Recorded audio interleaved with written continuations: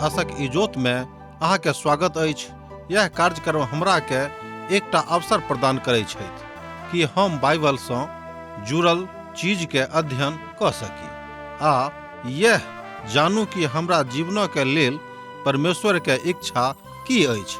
ई उद्देश्य के संग हम यह कार्यक्रम अहाँ के लेल प्रस्तुत क रहल छी। कृपया क देखू आ सुनू ताकि परमेश्वर अहाँ के जीवन के मार्गदर्शक ठहरे।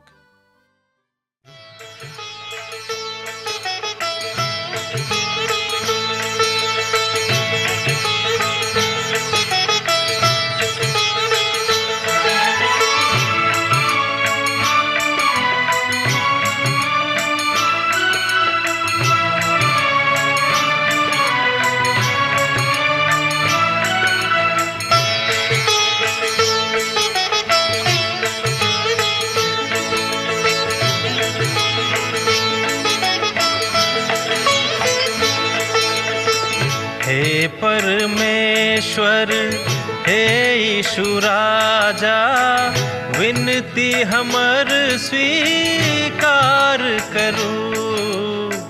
हे परमेश्वर, हे यीशु राजा, विनती हमर स्वीकार करू। आदि में वचन छलहुँ, वचनक संग छलहुँ। आदि में वचन छलहुँ, वचनक संग छलहुँ। वचन सँ सब किछ आहि बनैलहुँ। वचन सँ हमरा उद्धार करू। हे परमेश्वर, हे यीशु राजा, विनती हमर स्वीकार करू। हे परमेश्वर। आशा के इजोत मैथिली कार्यक्रम में हम एक बेर और अहाँक अभिनंदन प्रभु यीशु मसीह के मीठ आ पवित्र नाम से कह रहल छी। अहाँके तो मालूमे अछि हमरा लोकनि अखन मीकाक पोथी के अध्ययन कर रहलहुँ हैं। आजुक दिन हमरा सब मीकाक पोथी के 7म अध्याय तकर 9 पद से लऽ कऽ 17 पद धरि देखब। आजुक अध्ययन हमरा सब 7म और मीकाक पोथी के आखिरी अध्याय के 9 पद के पढ़ कर आरंभ कर रहलहुँ हैं। अर्थात 7म अध्याय मीकाक पोथी के आखिरी अध्याय ठीक है। हम यहोवा के प्रतिपक्ष में पाप कैलहुँ हैं, एहि द्वारा हम ओहि काल धरि हुनक तामस के सहित रहब, जाबे धरि ओ हमर मुकदमा लड़ कऽ हमरा न्याय कर नहीं चुका देक। वही काल में हमरा इजोत में निकास लेके अर्थात अंतः और हम हुनक धर्मों के देखब। मीकाक पोथी 7 अध्याय तकर 9 पद ए बात के बताबैत अछि जे हमरा सब हुनक धर्मों के देखब, कियाक तो हमरा सबहक निकास कर रहल छथि। एठाम मीका सार्वजनिक रूपे अपन लोकक पापक स्वीकार कर रहल छथि। ध्यान दियौक, एठाम मीका सार्वजनिक रूपे अपन लोकक पापक स्वीकार कर रहल छथि। ऐ आदमी के कतेक विश्वास रहैत ओ अपन आय के परमेश्वरक इच्छा पर समर्पित कऽ दैत छथि। और यह अवस्था समस्त परमेश्वरक धियापुता के होइते संसारक इतिहासक यह कार्य काल में ओ अछि जे हमरा सबहक करबाक अछि। एक बात अछि जे पक्का अछि, परमेश्वर एहि सबटा बातक होबऽ देलनि यही द्वारे कि हमरा लोकनि पक्का भ जाय। और ओ तऽ एखनो नियंत्रण में छथि, अर्थात एतद एहि कारणे हमरा सबहक हुनका शरण में रहबाक अछि। आवश्यकता अछि स्वयं के हुनका शरण में राखी आर बहुत निश्चिंत भ कऽ प्रभु के हाथ में स्वयं के दऽ दी। हमरा सबहक अपन पापक स्वीकार करबाक आवश्यकता अछि और अपन हिसाब किताब परमेश्वरक संगे रखबाक अछि। हमरा सबहक हिसाब किताब बड़ पक्का रखबाक अछि आ रखबाक इहो अछि कि हमरा लोकनि कोन तरहक आचरण अपन लोकक संगे कऽ रहलहुँ हैं। एहि बातक पूर्ण आश्वासन रहबाक चाही जे हमरा सब सबटा हिसाब किताब पक्का कऽ रहलहुँ हैं वा कहने नहि छी। ई तऽ हुआ कथा अछि जे बड़ महत्वपूर्ण अछि कि परमेश्वर हमरा सबहक ऊपर ध्यान दऽ रहल छथि। ध्यान दियौक, मीका कहैत छथि जे हम परमेश्वरक तामसक सहित रहब, कियाक तऽ हम हुनका विरुद्ध में पाप कयने छी। जे हम परमेश्वरक तामसक सहित रहब, कियाक तऽ हम हुनका विरुद्ध में पाप कयने छी। हमर मित्रवर एकटा राष्ट्रक रूप में हुनका विरुद्ध में ओ पाप कयने छथि। अहाँ कयलहुँ वा हम कयलहुँ, जे किओ पाप कयने छथि परमेश्वरक संगे हुनका हिसाब किताब करऽ पड़तनि। मनुख ई बुझैत छथि कि हम लुका के चोरा के पाप करलहुँ है, केओ हमरा नहीं देखने छथि तहन हम बड नीक मनुख छी, कियाक तऽ संसारक नजर में हम दोसर तरह के चद्दर ओढ़ के चले छी। कियाक तऽ हमरा सबक सामाजिक मूल्यक बड तारतम्यता के साथ चलवा के आदत भ गेल अछि। एतद सामाजिक मूल्य के तारतम्यता के साथ जब हमरा लोकनि चले छी तहन सामाजिक रीतिविधि के गतिविधि के बड नीक से हमरा लोकनि निभावे छी आ लोक ई बुझे छथि कि अमुक आदमी अनुक भाई वा बहिन बड नीक छथि।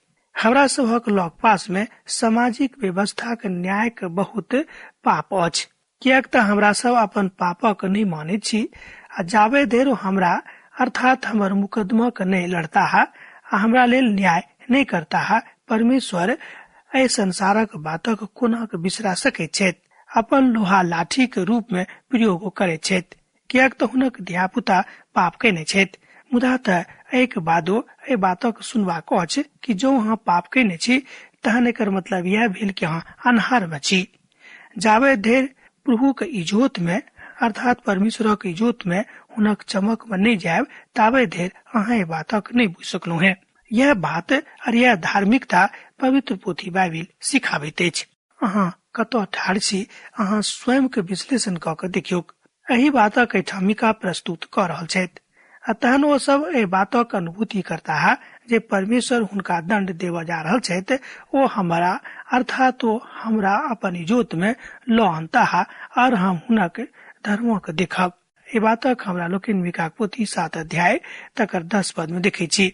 आ तहन हमर बैरिन जे हमरा सँ ई कहैत अछि जे अहाँक परमेश्वर यहोवा कतऽ रहलाह, ओ तहन हुनका देखलियनि आ लाज सँ मुँह झाँपि देती आ हम अपन आँखि सँ हुनका देखबनि आ तहन ओ सड़कक कादक जकाँ ओ लड़ताह अर्थात लताड़ल जेती। परमेश्वर अपन कथाक उद्घोषणा कऽ रहल छथि, कियाक तऽ लोकक पापक कारणे ई सबटा कथा भऽ रहल अछि, अर्थात लोकक पापक कारणे ओ लताड़ल जा रहल छथि। जे पाप ओ कयने छथि हुनक न्याय कयल जेतैक। हुनक दुश्मन प्रश्न पूछ रहल अछि, अहाँ एहि बातक जानियौ जे परमेश्वर अहाँक बचौने छथि, मुदा ओ छथि कि ओ कोना कऽ अहाँक मदद करता है, ओ अहाँक कियाक निकास करता है। ओ बड़ धर्मक साथ अपन लोकक बचावे की बात करैत छथि, अर्थात अपन लोकक बचेबाक बात ओ राष्ट्रक न्याय करता है, अर्थात इस्राएली राष्ट्रक न्याय ओ करता है। असरिया के दासत्व के बाद ओ सब महत्व के बाज गेल अछि, अर्थात ओ सबटा महत्व के विषय में बाजल गेल अछि। मीका इस्राएलक बड निकट राष्ट्रक रूप में देख रहल छथि आ मीका एहिठाम इस्राएली राष्ट्रक बड एकटा विकट राष्ट्रक रूप में सेहो देख रहल छथि। और अब ओ इस्राएली के बचेबाक संबंध में गप कऽ रहल छथि। इस्राएली राष्ट्रक संबंध दाखक बारी सँ अछि।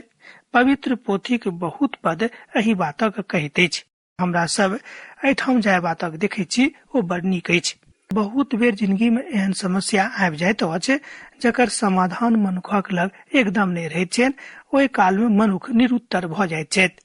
अहाँ केकरो लग कियाक नहि जइयौ, मुदा एहिसँ बेसी नीक इएह रहते कि मनुख आरंभे सँ अपन पिताक लग में अपन परमेश्वरक लग में जायत आ हुनका से समस्या के समाधान हेतु प्रार्थना करैत। यशायाह पोथी तकर 5 अध्याय तकर 1 पद धरि हमरा लोकनि अर्थात 1 पद सँ लऽ कऽ 7 पद धरि एहि बातक बतावल गेल अछि देख सकै छी। मीका के एहि बातक देखावल गेल अछि कि दाखक बारी के भविष्य में ओ बाजि रहल छथि और यह बात हुनक बारीक लग में रहैत छनि। अहाँक बाढ़ाक बहनबाक दिन और सीमाना के बढ़ावल जायत। मीका पोथी 7 अध्याय तकर 11 पद में अहाँ बातक देख सकै छी, पढ़ि सकै छी, सत्यापन कऽ सकै छी। अहाँक बाड़ाक बहनबाक दिन ओकर सीमाना के बढ़ावल जायत। हुनका सभक इतिहासक आरंभिक काल सँ इजरायली लोकक परमेश्वरक द्वारा मिस्र में पठावल गेल छल, जाहि सँ ओ सब ओतऽ राष्ट्रक स्वरूप में बढ़ैक और आबैत। तकरा बाद परमेश्वर हुनका सभक फलिस्तीनी देश में घुरा कर तऽ आनि देलखिन। बा आने न छलाह और तकरा बाद हुनका सबक व्यवस्था दिलेन और हुनका सब अर्थात हुनका सबक अलग तरह के मनुख बनवे छथि अर्थात हुनका सबक एकटा नीक मनुख बना दैत छथि आ हुनका सबक आन जाति सँ विवाह करबाक लेल मना केने छलाह। तकरा बाद हुनका सबक पापक कारणे परमेश्वर हुनका सबक असरिया और बेबीलोनक दासत्व में पठा देने रहैत। हुनका सबक संसारक सेवा प्रदान क देने छलाह आ किछ कालक बाद ओ सब संपूर्ण संसार में घटिया अर्थात घटि गेलाह आ तकरा बाद संपूर्ण संसार में छिटिया गेल छथि। ओहि दिन में असूर सँ और मिस्र सँ नगरक सब सँ और मिस्र और महानदक बीचक और समुद्र और पहाड़क बीचक देशक सब लोक अहाँक लग में औताह। मिकाक पोथी 7 अध्याय तकर 12 पद ए बात कहैत अछि। जँ अहाँक लग पवित्र बाइबिल अछि तऽ अहूँ पढ़ि कऽ सत्यापन कऽ सकलहुँ हैं। आ जेना कि हमरा सब अध्याय 4 में देखने छलहुँ हैं कि सहस्राब्दीक राजक काल में समस्त देश सब एके संगे सिय्योन पर औताह। एतऽ धरि जे हुनक भूतपूर्व दुश्मन असरिया सहित और बहुत राष्ट्र सब औताह और ओ बजलाहा आऊं और चलूं परमेश्वरक पहाड़ पर चल चलूं। मिकाक पोथी 4 अध्याय के 2 पद में ये बातक हमरा लोग देखने छलहुँ। और बहुत जाति सब लोग जेताहा और अपना में कहता आऊं हम यहोवा के पहाड़क ऊपर चढ़ कर याकूबक परमेश्वरक भवन में जाऊं आ तहनो हमरा अपना बाटक देखौता और हम हुनक बाट पर चलब कियाक त यहोवा के व्यवस्था सिय्योन पर सँ अछि और हुनक वचन यरूशलेम सँ निकसतिक। मिकाक पोथी 4 अध्याय तकर 2 पद में हमरा लोकन ए बातक देखने छलहुँ। जँ अहाँक लग पवित्र बाइबिल अछि तऽ पढ़ि कऽ सत्यापन कऽ लिअ। अब जे हुए मिका हुनका सबक याद दिया रहल छथि जे हुनका सबक न्याय कयल जेतैन। एक बादो ई देश अपन रह वाला काज केने और उजाड़ रहता है। मिकाक पोथी 7 अध्याय तकर 13 पद में हमरा लोकन ए बातक देखे छी। एक बादो ई देश अपन रह वाला के काजक कारणे उजाड़ ले रहता अर्थात उजाड़ ले रहत। अहाँ देखियो भूमि आ तकर रह वाला लोक एके संगे रहता है। आ भूमि ओहि काल में नजर सँ कऽ रहल अछि वा भऽ गेल अछि जेना कि आजुक दिन में अछि। आ जहन परमेश्वरक आशीष लोक पर अर्थात लोकक ऊपर आबि जेतेक अरे अपन भूमि पर पुनः घुरि कऽ औताह मुदा ई बात एखनो धरि नहि भेल अछि अर्थात ई भविष्यवाणी होबय वला अछि पूरा होबय वला अछि अखन धरि ई भविष्यवाणी पूर्ण नहि भेल अछि। संपूर्ण देशक ऊपर नियंत्रण संपूर्ण धरती के ऊपर नियंत्रण संपूर्ण ब्रह्मांडक ऊपर नियंत्रण एखनो पिता परमेश्वरक छनि अर्थात हमरा लोकनि समापनक प्रार्थनाक दिस छी। और अब मिकाक बड़ अद्भुत बाट दऽ कऽ अपन लोकक चरवाही करबाक अछि आ हुनक नियंत्रण में दऽ देबाक छनि। इजरायलक ऊपर परमेश्वरक दया के विषय में अब एहिठाम मिका बाजि रहल छथि। अहाँ लाठी के लऽ कऽ अपन प्रजा के चरवाही करू अर्थात अपन निज भागक भेड़ा बकरी सभक जे कार्मेलक वन में अलग बैसित अछि और पूर्व कालक समान बासान और गिलाद में चरावल करियुक। मिकाक पोथी 7 अध्याय तकर 14 पद में हमरा लोकनि ई बातक देखै छी। ओ बाजि रहल छथि कि ओ पूर्व कालक समान बासान और गिलाद में चरल करिक। ओ अपन लोकक चरवाही लाठी लऽ कऽ करैत छलाह कियाक त ई हुनका अवधानक काल छलनि अर्थात ई काल हुनक नियंत्रणक काल छलनि ई काल हुनक अवधानक काल रहनि। मिकाक पोथी 6 अध्याय तकर 9 पद में लाठी अर्थात लोहाक लाठी न्यायक प्रतीक अछि। ध्यान दियौ मिकाक पोथी 6 अध्याय तकर 9 पद में लाठीक अर्थ लोहाक लाठी अर्थात न्यायक प्रतीक अछि। हुनक लाठी और सोठा सँ हमरा शांति भेटैत अछि। भजनक पोथी तकर 23 भजन आ तकर 4 पद में हमरा लोकनि एहि बातक देखै छी। हमर विचार में त ई बात बड़ सामान्यतः चरवाहाक लाठीक दिस इशारा करैत अछि। जाहि बातक दू प्रकारे कयल जा सकै छै आर ओ लाठी एहि तरह उठाबैत छथि जे ओ अपन लोकक बड़ शिष्टाचार में रखता है और अपन कथा का निरंतरता के साथ महिमा में कहैत छथि। परमेश्वर हमरा सबक अनुशासित करैत छथि आरो हमरा सबक सब में ई बताबे छथि, निर्देशन दऽ रहल छथि, निर्देशन कऽ रहल छथि कि अहाँक बा हमरा कोना कऽ रहबाक अछि। अब सवाल अछि जे लाठी में समा सकैत के अछि। बनो के बीच में हुनका बासान और गिलाद में अपन पूर्ण नियमक काल में चराई के बड़ पैघ भूमि छलेके, जे अपन उत्तरी गणराज्य में अछि और वो यर्दन नदी के पार धरि जाइत छलेक। मीका परमेश्वरक लग में बड़ सुंदर रीति से आवे छथि आ वो अपन पापक स्वीकार करबाक अवस्था में आवे छथि। वो अपन पापक और अपन लोकक पापक बड़ शीघ्रता में स्वीकार करे छथि। भविष्यवक्ता सब अपन पहचान सर्वदा अपन लोकक संगे दै छथि। ओ समस्त प्रकारक पापक स्वीकार करऽ में एहि बातक लेल मानै छथि, अर्थात समस्त प्रकारक पापक स्वीकार करऽ में एको रत्ती हिचकिचाबैत नहि छथि। मीका बाजि रहल छथिन कि जे केओ अपन पापक स्वीकार करऽ में एको रत्ती हिचकिचाबैत नहि छथि, परमेश्वर हुनका संगे रहतनि आर हुनक पापक को क्षमा कऽ देतनि। हमरा सब एहि बातक कने अलग तरह से कऽ सकै छी। हमरा सब पापक तऽ स्वीकार कऽ लै छी, मुदा हमरा सब आन लोकक ओहिमे शामिल नहि करऽ चाहै छी। हुनको शामिल करबाक छै। जे केओ पाप कऽ रहल छथि हुनको बुझेबाक छनि, समझेबाक छनि। परमेश्वरक जवाब। परमेश्वर भविष्यवक्ता के प्रार्थना का उत्तर दऽ रहल छथि, मुदा ई प्रश्न हुनके लग में आबै छनि जे एहि पदक की उत्तर अछि। ई प्रश्न सर्वदा उठि कऽ ठाढ़ भऽ जाइत अछि, मुदा ई सर्वदा बहुते बाइबलक विद्वानक अंतर मनक टटोल दैत अछि। ओ सर्वदा भविष्यक दिस ताकैत रहैत छथि कि परमेश्वर अब कोन तरहक न्याय अपन लोकक लेल करऽ जा रहल छथि। ओ भविष्य अछि जहन प्रभु यीशु मसीह अपन राजा के स्थापनार्थ एहि धरती पर पुनः औताह। ध्यान दियौ, ओ भविष्य अछि जहन प्रभु यीशु मसीह अपन राजा के स्थापनार्थ एहि धरती पर पुनः औतैथ। जेना कि मिस्र देश सँ अहाँ के निकाल अयबा के दिन में ओहि तरह अब हम हुनका अद्भुत काजक देखायब। मीका पोथी 7 अध्याय तक 15 पद में हमरा लोकनि एहि बातक देख सकै छी। कने अहाँ देखियौ, जेना कि मिस्र देश सँ अहाँ के निकाल अयबा के दिन में ओही तरह अब हम हुनका अद्भुत काजक देखायब। परमेश्वर इस्राएलक मिस्र सँ बड़ अद्भुत रीति सँ निकाल कऽ लऽ गेल छलाह, मुदा ओ इस्राएली सभक बेबीलोन सँ अद्भुत रीति सँ निकाल कऽ नहि लऽ गेल छलाह। ओहि संबंध में कोनो अद्भुत काजक बखान नहि मिलैत अछि। एना तऽ हुनक बाचा के भूमि पर घुरि कऽ अयबा के विषय में भविष्यवाणी कयल गेल अछि, मुदा किछु लोग घुरि कऽ आयल सेहो छलाह। जेना कि हमरा लोकनि एजरा और नहमिया के काल में देखै छी कि बहुत लोग ओतऽ से घुरि कऽ यरूशलेम अयलाह। बहुत लोग घुरि कऽ वाचा के भूमि पर अयलाह आ परमेश्वरक खसल देवार के बनौलथि।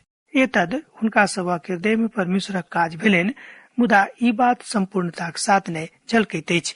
ई तऽ मिस्र सँ छोड़ि दियक सवाल छल और ई बड़ अद्भुत काज छल, और परमेश्वर कहैत छै जे ओ एही तरह अद्भुत रीति सँ एहि कथा के बाजै छथिन जे ओ हुनका सभक पुनः भूमि पर जोर करताह। ध्यान दियौ, एही बातक परमेश्वर बड़ अद्भुत रीति सँ पुनः बाजि रहल छथि जो हुनका सभक पुनः एहि भूमि पर अर्थात बाता के भूमि पर पुनः जोर करताह। हमरा सब तऽ एहि तरहक कोनो बातक हुनका सभक वर्तमान जिंदगी में नहि देखैत छियनि।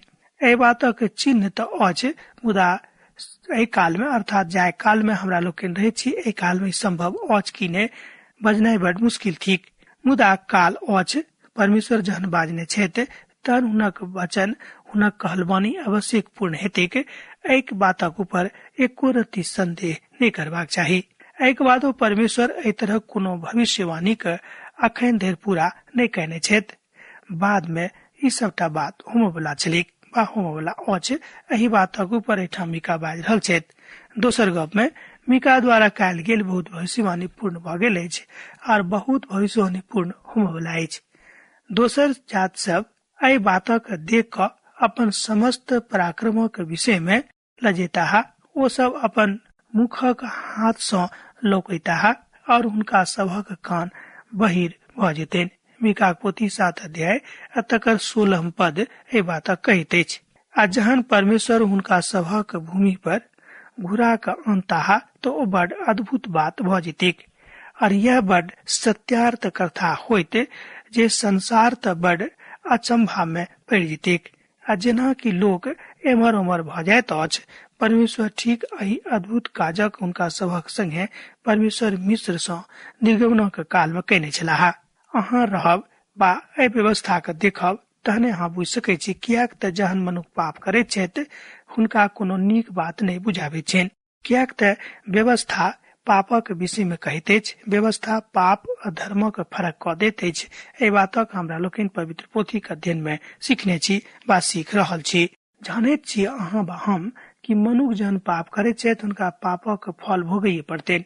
देखियो कि यहोशू पोथी तकर 2 अध्याय 10 पद और 11 पद के। कियाक त हम सुनलहुं हैं जे यहोवा अहाँ के मिस्र सँ निकलबाक काल में अहाँ के सन्मुख लाल समुद्रक पानि के सुखा देने रहैत, और अहाँ सब सिय्योन और आग नामक यरदन पार में रह वाला अमेरी सभक दुनू राजा आ तकर सत्यानाश क देलहुं हैं। यहोशू पोथी 2 अध्याय तकर 10 पद में हमरा लोकनि ए बातक देखै छी। कियाक त हम सुनलहुं जे यहोवा अहाँ के मिस्र सँ निकलबाक काल में अहाँ के सन्मुख लाल समुद्र के पानि के सुखा देने रहैत, और अहाँ सब सिहोन और ओग नामक यरदन पार में रह वाला एमोरी सभक दुनू राजा के सत्यानाश क देलहुं हैं। और ई सुनते हमर मन पिघल गेल अछि, और अहाँ के कारणे केकरो जी में जी नहीं रहलेन। कियाक त अहाँ के परमेश्वर यहोवा के ऊपर के स्वर्ग के और नीचा के धरती के परमेश्वर छथि। वो बड़ स्पष्टता के साथ हम ग्रहण कर रहल छथि कि अहाँ के परमेश्वर यहोवा ऊपर का स्वर्ग और नीचा के धरती के परमेश्वर छथि। यहोशू पोथी 2 अध्याय तकर 11 पद एहि बातक स्पष्ट क दैत अछि। एहिठाम मीकाक भविष्यवाणी में सेहो हमरा लोकनि एहि बातक देखै छी। परमेश्वरक वचन चारो दिशा में पसरि गेलिक, और लोक यहोवा परमेश्वरक शक्ति के बुझि गेलाह, और वो सब सांपक जकाँ माठ चाटती और भूमि पर रेंगो वाला जंतु के भांति अपन बिल में सँ कांपैत निकसती। वो हमर परमेश्वर यहोवा के पास थरथराइत औती, आर वो अहाँ सँ डेरौती। मीकाक पोथी 7 अध्याय तकर 17 पद ए बात कहैत अछि।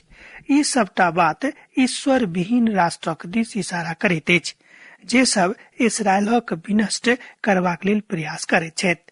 एहिठाम हमरा लोकनि बड़ स्पष्टता के साथ परमेश्वरक प्रेम के देखै छी जो इस्राएली लोकक लेल प्रकट क रहल छथि।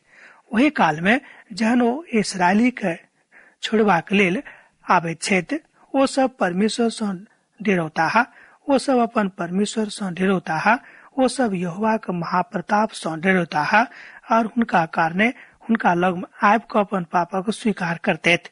हुनका सँ ओ सब के ओहि काल में डेरौतैथ। ओ सब परमेश्वर सँ डेरौताह। एहि बातक भविष्यवाणी एहिठाम भ रहल अछि। यह बात कथात्मक अछि, जाहि बातक हमरा लोकनि एहिठाम देखै छी। अर्थात जे केओ परमेश्वर सँ डेराबैत छथि, जे राष्ट्र ईश्वर विहीन भ गेल अछि, जे राष्ट्र ईश्वर के नहि मानैत अछि, जे प्रजाति ईश्वर सँ फरक भ गेल अछि, हुनका लेल एहिठाम बाजल गेल अछि कि ओ सब केओ विनष्ट कयल जेताह। अब आजुक अध्ययन हमरा एहिठाम समाप्त करबाक आज्ञा दिअ। दोसर दिन दोसर कार्यक्रम में पुनः अहाँ से भेंट हैत। यीशुक नेह अहाँक जिंदगी में बनल रहेक। आमीन।